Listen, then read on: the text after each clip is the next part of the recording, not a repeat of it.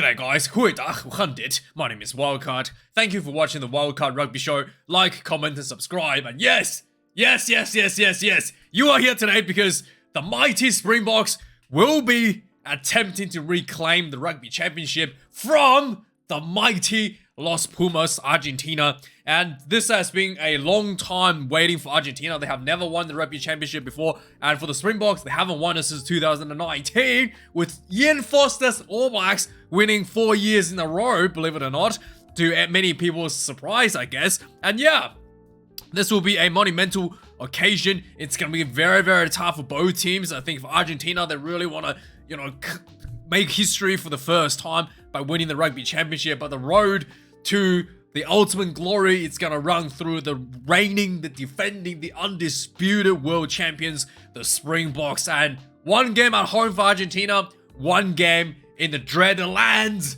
of South Africa as well. So it's going to be very, very, very tough for them, but it's absolutely doable. So currently standing, the two teams are South Africa is leading Argentina by 4 points, 18-10. South Africa obviously undefeated. Argentina lost 2 games, one against Australia, one against New Zealand. So if Argentina is able to beat Springboks 2 games in a row, even without the bonus point, right, they will be level with the Springboks at 18 points apiece. And then, despite what you might be thinking, hey, Springboks has probably scored more tries, the tiebreaker states that the head-to-head winner will actually be determined the winner. So if teams level on points for any position, the first tiebreaker is the total number of wins, so that will be 4 for both teams in the competition. Then the number of wins against the other teams tied on point. Team or teams tied on points. So if South Africa and Argentina tied on points, 18 points apiece, the fact that Argentina has beaten South Africa twice, Argentina will actually come out the winners in that regard, regardless of point difference in the other matches that has been accumulated throughout the competition. So yeah, there's definitely a chance for Argentina to win this one, and all they have to do is win 2 games at whatever cost there it might be, and they can upset and create history for themselves. They have already created history this year, beating the All Blacks in New Zealand and flogging the Wallabies in the record score that has never been seen before by the Wallabies. So yeah, it's just it is, they are definitely a team that is not to be underestimated. Now, this report is a little bit later than usual. There was a bit of an issue in terms of getting the data from the website, the website for my website here. So the Springboks, actually their own website data is down. So the stats that you see here for the Springboks are not maybe 100% correct. So don't get too angry if some of the Ibn Esbeth test caps are not 100% correct. It's because the stats on the official Springbok website is down. So I could not get that. The program could not grab that from the official data. So yeah, it is what it is. Dial up still in South Africa, I guess, at South African Rugby. Someone needs to hang up the phone. But yeah, it is. Yeah, it will be fixed as soon as their website, I guess, is back up. And yeah, so if you do see the numbers, some of the caps are wrong for the Springboks team, I do apologize for that. But yeah, feel free to check out the website. It's going quite well. wildcardrugby.com, and you can see some other matches as well with the Bloodless Little Cup also here. And the other big match on the weekend is the other big match of the weekend is the Japan versus Fiji on the Pacific Nations Cup as well. So check that out if you wanted to have a look at that. With that being said, this game, Argentina versus the Springboks, will be played in Argentina, and I had a look at the place. It's called Santiago del Estero. This place, it's gonna be quite bloody hot. Yeah, it's gonna be 36 degrees in the evening when this game will be played. And that is gonna be very, very uncomfortable.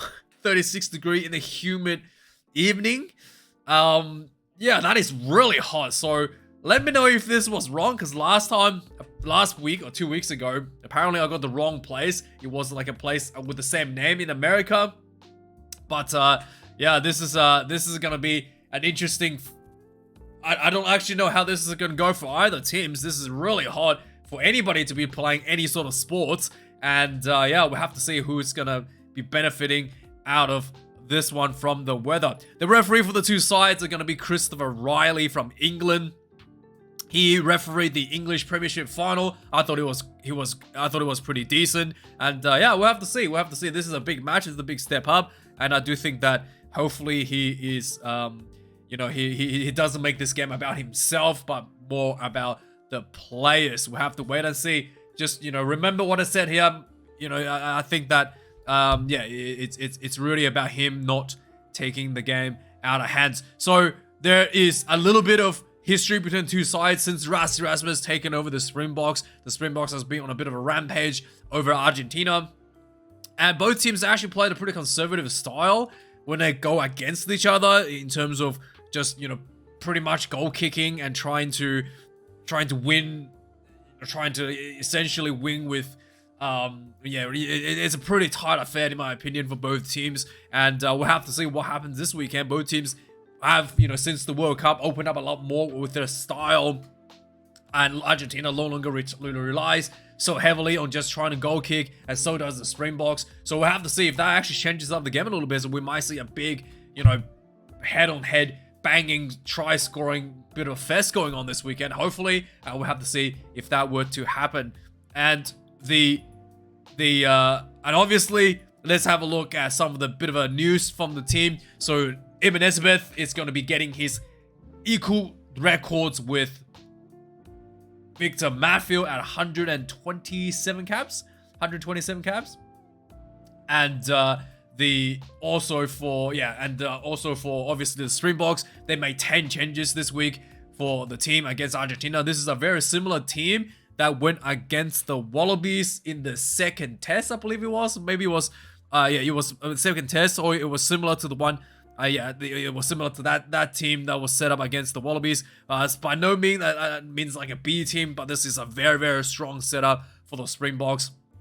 Obviously without Sasha Fanberg and Gomez Zulu, who's being ruled out with a knee injury, I think he is, leg injury, so he's gonna have to get surgery on that, out for a number of weeks. For the Argentinians, Felipe Candopomi has decided to make around a few changes, like 3 changes. 2 locks has been changed. There was a debutant on the bench essentially, and yeah, just mostly the same team that flogged the Wallabies as well will be presenting for the side. So so there's a changing locks and a changing number 8 position for the Argentina from the team that beat the Wallabies. So yeah, the big call here for Argentina is to retain Albernos at the number 10 jersey ahead of Santiago Carreras, who has been the go-to 10 for a number of years now for Argentina. Albernos got his first start against the Wallabies, and now he's getting his second against the world champion. So this will be another huge test for the youngster and for the Argentinian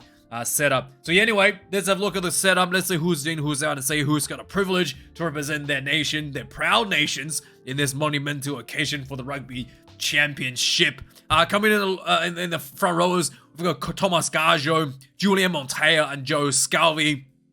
And this is a really interesting setup because I don't think that Gaggio is that good. I've said it many times in a scrummaging, but Gaggio is really good at carrying the ball.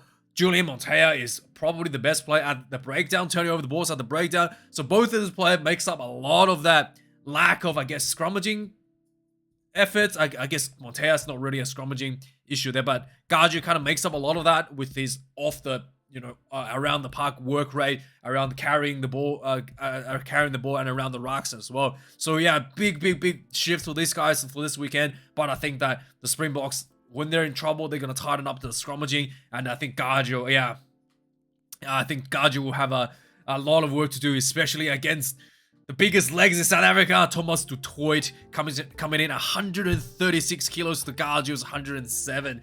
Much bigger man in a tight head proposition, and this is going to be a pretty big day for Gaggio. For the Springboks as well, in the loose air proposition, Ox Enche Again, just being absolutely monstering even against the All Blacks. And Malcolm Marx comes in at hooker position, always steady as steady hands with those lineouts. Coming in the locks position, already mentioned Franco Molia has been called in at number 4. Pedro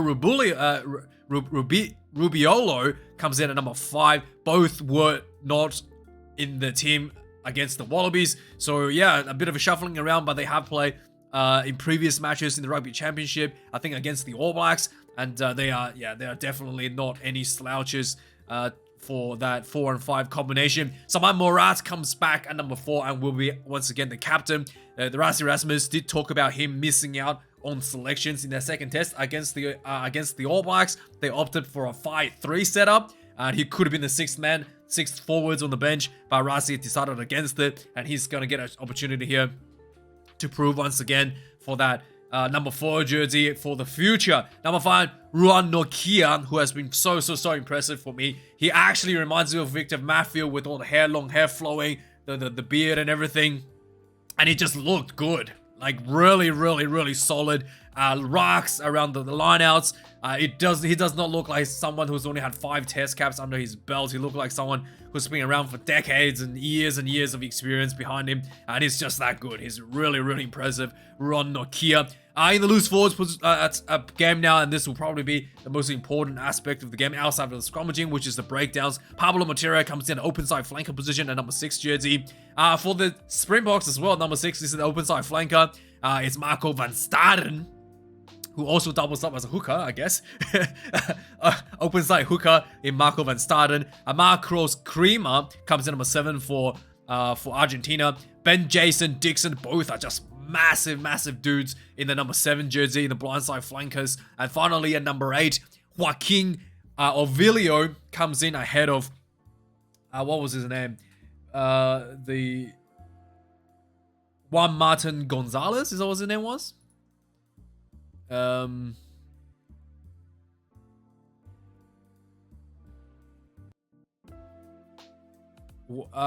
was he? Yeah, so Joaquin's a new guy that's been added to the team, and Juan Martin Gonzalez come in for him, and that is again Gonzalez has been pretty much the go-to guy, the number 8 in the starting position for Argentina, and Joaquin Ovilio getting a really good opportunity here to show off what he's got for the future. Still very young, 23 years of age.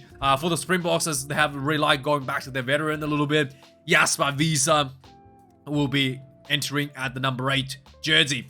Coming in at the back line now with a bit of injury to the Springboks at number 9 as well to Grant Williams. Cobus Reiner has been named at a number 9 jersey. I think Williams is someone that Rassie Erasmus has been really favoring these days with a bit of injury, so he's out. And Cobus Reiner is always the veteran, World Cup winner at this point, coming in at number 9. Gonzalo's Bertrano comes in number 9 for Argentina, a veteran for himself. And here's a bit of a difference in experience. Thomas Albernos at coming in number 10, and Andre Pollard for the Springboks at number 10. Albernos went from basically costing the Argentinians with a decision at the breakdown to the Wallabies to redeeming himself for flogging the Wallabies in the next week. So he's given, the coaches backing him on that decision a couple rounds ago has really started to show that he might actually be someone quite impressive going into the future for the Argentinians. And this weekend, if he can pull out a win against the Springboks, that'll solidify him in that spot for sure. Mateo Carreras comes in at 11, probably, the most dangerous man for the Argentinian side, at least. Is extremely fast, placing France, one of the just absolute machine when it comes to getting the ball in space. Speaking of absolute machines, Marco Zoloma Pimpi is also just a try-scoring machine as well. And he hasn't been given much time in recent times for the Springboks, but it's really good to see him at the number 11 jersey. Again, in the center position now, the same setup for the Argentinians for a few rounds now. Santiago Chocobares, again, another guy who's honed his craft in France and under the best team in Toulouse, getting number 12 jersey up for Argentina. Lucio Cinti comes in number 13 for Argentina as well. Really good in defense in both players, and really good in that ability to break over the gang lines and offload and create opportunities for for the teammates. Lukhanyo gets called into number 12 jersey, and Jesse Krill, the man with no days off, always playing. There was a point where people were questioning why Jesse Krill was even in the team a couple years ago. Now he's, nobody's questioning he's in the team. Now people are wondering how the team is going to go without him. It's just that important. He's been that good. His defensive rush defense has been absolute world class, and his ability to create space for players around him as well. And I think that is kind of the setup in my mind why Lukhanyo is at 12. They wanted to get Jesse Krill to be the guy, having an ability to have, two wingers essentially on both sides of him to create space for out of the 13 jersey. And maybe that is why they're thinking in that angle, having Lukhanyo at 12. So Jesse Krill will be the core player, the most important player on the field, and I think the Argentinians will want to tie him up as much as they can, especially in the rocks, in the breakdowns, hold him in there, put him down, grab his pants, right, so that he can't get out, and then to maybe that'll create an opportunity for Argentinians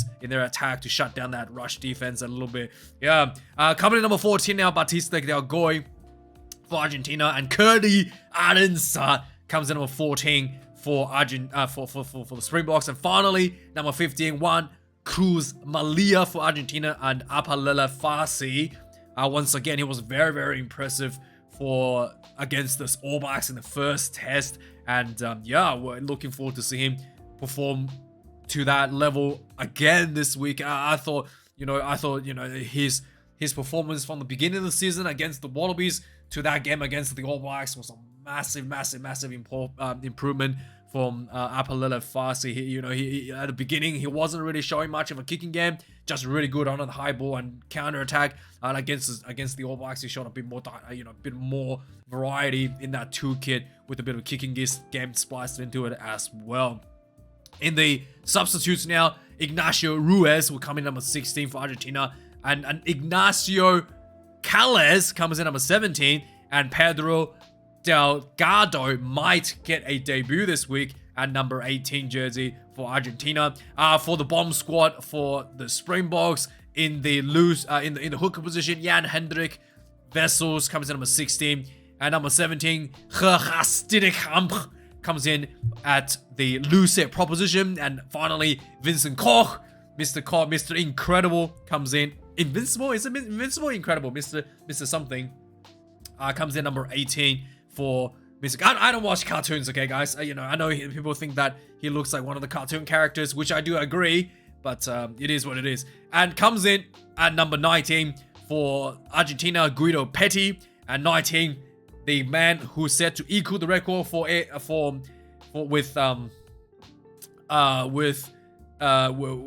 Victor Matfield is Eben Etzebeth at 19, Mr. No Day Off. And finally, number 20, Juan Martin Gonzalez for Argentina, and Alreich Low for the Springboks. Number 21, Gonzalo Azus Garcia for Argentina, and he will be a halfback reserve. And then Huaga Smith, another sixth forward for the Springboks, comes in as the finishing Springboks bomb squad. It's interesting for the Argentinians to not play 6-2, because Argentina has played 6-2 recently as well. So it is interesting that Argentina decided against the Springboks. Maybe, playing the 6-2 against the team that, that's world famous for playing 6-2 might not be the smartest idea. Maybe that's the logic behind the Argentinians' decision here. But interesting to see that they have not opted for that setup here this weekend. Santiago Carreras comes in number 22. He will be getting potentially his 50th cap this weekend. And Jaden Hendricks, number 22 for the Springboks as the halfback reserve. And finally, Matias Moroni for Argentina, number 23. And Manny Lebok will be finishing off at number 23 for the Springboks. Lebok will be coming in at 10, and Andre Pollard probably moved to 12. And with Lukhanyo either coming off or potentially shifting out to the win. This depends depending on how things are going. Anyway, guys, let me know your thoughts. Let me know your predictions. I think I have predicted that the Springboks losing one test match against the Wallabies. I got that wrong. I predicted the Springboks losing one test match against the All Blacks. Got that wrong as well. So I'm going to continue with my losing streak and predict that Argentina will win this one under 36-degree heat. Right? I think it's going to be 35 points to 30 to Argentina this weekend. And let me know your thoughts, guys. Like, comment, and subscribe. Check out the website, and thanks to everybody who's bought some merch and supported me with my website with donations and stuff. I really do appreciate it. And hopefully I'll see you guys in the reviews on the weekend. And have a good weekend and good luck. Have fun. Hopefully you win.